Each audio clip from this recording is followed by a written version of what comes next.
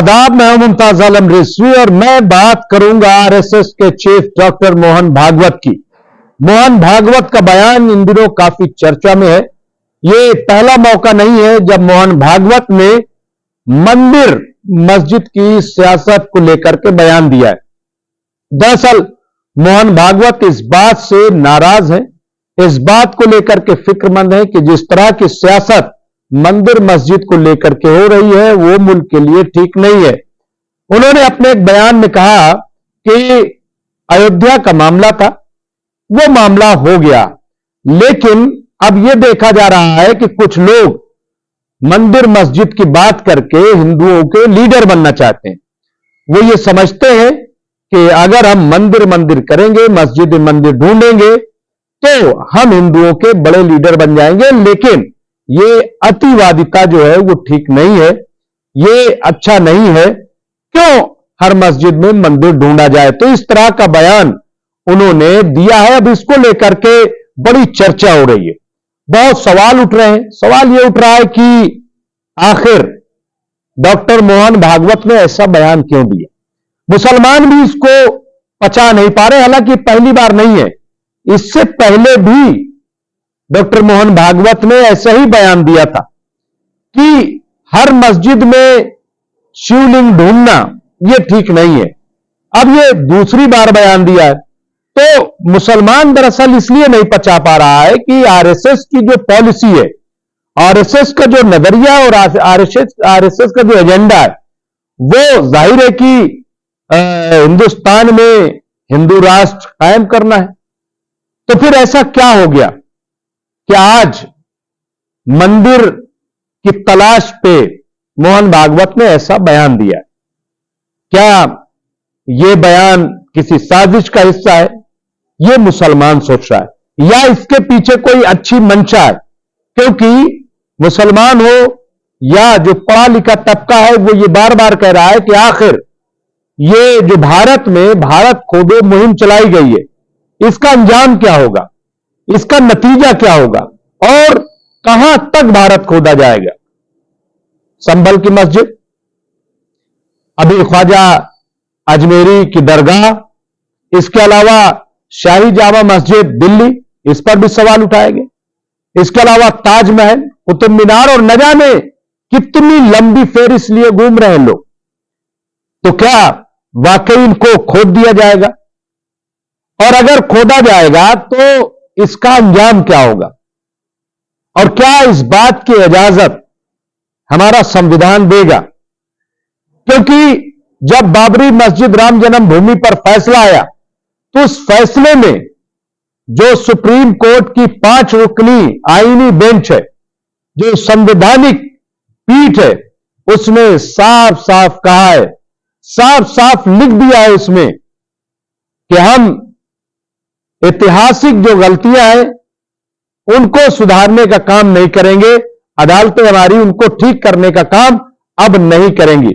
और मुगलों के दौर में अगर कुछ गलत हुआ है तो उसको आज ठीक नहीं किया जाएगा। हो गया, वो बातें हो गई। और देखिए, प्लेसेस ऑफ वर्शिप एक्ट 1991 जब बनाया गया था जुलाई 1991 में, तो बाकायदा संसद में बहस हुई थी और उसमें बड़े बड़े लीडर शामिल हुए थे देश के, लाल कृष्ण आडवाणी समेत तमाम बड़े लीडर।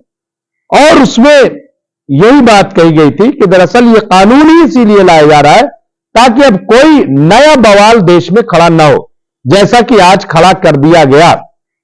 तो फिर अगर नया बवाल खड़ा हो रहा है तो प्लेसेस ऑफ वर्शिप एक्ट की हैसियत क्या बची? हैरत इस बात पर लोग कर रहे हैं कि हमारे जो पूर्व चीफ जस्टिस डीवाई चंद्रचूड़ ने फैसला दिया और ज्ञानवापी मामले को उठा दिया, वहीं से आप देखें कि उसके बाद फिर मथुरा और मथुरा के बाद संभल, संभल के बाद अजमेर और एक के बाद एक, और विष्णु शंकर जैन और हरिशंकर जैन जैसे एडवोकेट वो एक लंबी फेरिस्त लेकर के इस पर चर्चा कर रहे हैं और दिन भर टीवी पे बोलते रहते हैं और उनको लग रहा है कि यह बहुत बड़ा मुद्दा उनके हाथ लग गया है। लेकिन सवाल यह है कि इसका अंजाम क्या होगा? डिमांड तो अब यह की जा रही है कि सरकार को चाहिए कि प्लेसेस ऑफ वर्शिप एक्ट 1991 को खत्म कर दिया जाए और उसकी जगह मुस्लिम धर्म स्थल खोदो कमीशन बनाया जाए और उसके बाद पूरे देश को खोदा जाए और उसमें देखा जाए कि क्या यहां मंदिर है या नहीं है। तो इस तरह के सवाल उठ रहे हैं। इसके अलावा एक और एक्ट है जिसको ancient monument and archaeological sites and remain act 1958।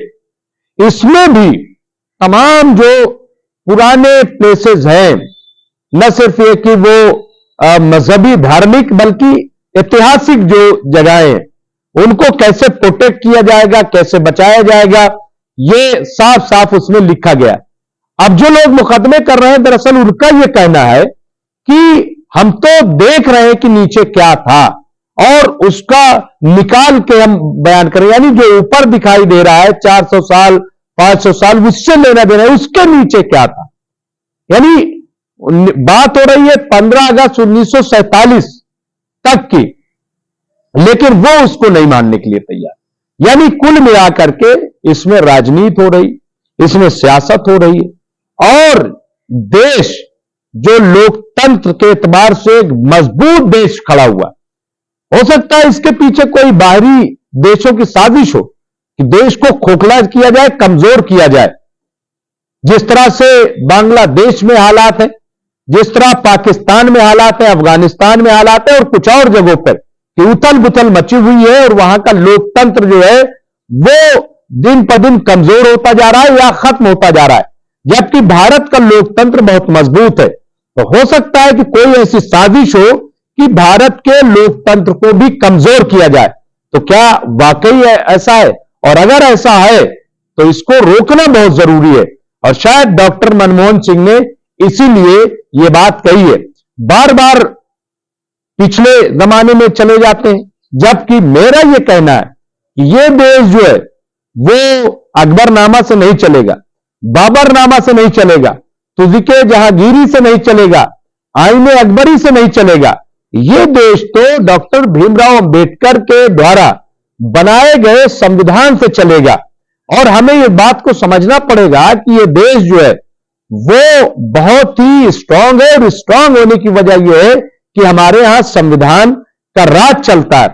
तो अब जो संविधान को नहीं मान रहे, जो कानून को नहीं मान रहे, तो उनके खिलाफ क्या किया जाए। और मुझे लग रहा है कि बहुत जरूरी है और इसीलिए डॉक्टर मोहन भागवत ने यह बात कही है। मुसलमान को लग रहा है कि ये बयान जो है, चूंकि आरएसएस बयान बदलता रहता है, लेकिन मुझे लग रहा है कि इससे पहले भी मोहन भागवत ने ऐसा बयान दिया है और आज फिर एक ऐसा बयान आया है। तो इसको अगर जोड़ के देखा जाए तो उनकी मंशा यही है, क्योंकि आरएसएस हो या और, उनको सब पता है कि इस देश में भले ही पहले मुसलमान नहीं थे, लेकिन अब 1000 साल से यहां पे मुसलमान आबाद हैं और आज हिंदुस्तान में मुसलमानों की आबादी 25 करोड़ से कम नहीं है। तो ये 25 करोड़ मुसलमान न तो समुंदर में फेंके जा सकते हैं और न ही 25 करोड़ मुसलमानों को मारा जा सकता है। तरीका यही है कि मिलजुल के रहा जाए और देश का विकास किया जाए, आगे बढ़ा जाए, पीछे न देखा जाए, आसमान की तरफ चीजों को उभारा जाए, न कि जमीन खोदा जाए। यही काम जो है देश को विकास की तरफ ले जाया जाएगा। लेकिन जो लोग नफरत की राजनीति करते हैं उन पे ब्रेक लगना चाहिए। अब भद्राचार्य जी कह रहे हैं कि मोहन भागवत कोई हम उनके पीछे चलने वाले थोड़ी हैं कि वो जो कह दें वो हमारे पीछे चले। तो एक वहां झगड़ा, यानी कई ऐसे लीडरान भी सामने आ गए हैं जो डॉक्टर मोहन भागवत की बात को नहीं मान रहे। वो कह रहे हैं मोहन भागवत तुष्टीकरण की बात कर रहे हैं। इसमें तुष्टीकरण कहां आ गया? कहां से तुष्टीकरण आ गया? भाई अगर कोई मंदिर बंद है तो आप जाइए मंदिर खोल लीजिए, अगर कोई कुआं सूखा पड़ा हुआ है आपको लग रहा है तो कुआं खोदिए, उसमें कौन। लेकिन एक बनी हुई मस्जिद, एक बनी हुई इबादत गाह, उसमें ढूंढना, एक बनी हुई इमारत, आप ताजमहल में मंदिर ढूंढ रहे हैं, आप कुतुब मीनार में मंदिर ढूंढ रहे हैं, आप शाही जामा मस्जिद में कुतुब मीनार ढूंढ रहे हैं, आप दरगाह अजमेर शरीफ में कुतुब मीनार ढूंढ रहे हैं, मंदिर ढूंढ रहे हैं, आप संभल की शाही जामा मस्जिद में मंदिर ढूंढ रहे हैं, अरे भाई, ये कैसे हो सकता है कि आप जो है इन इमारतों को ढा दें?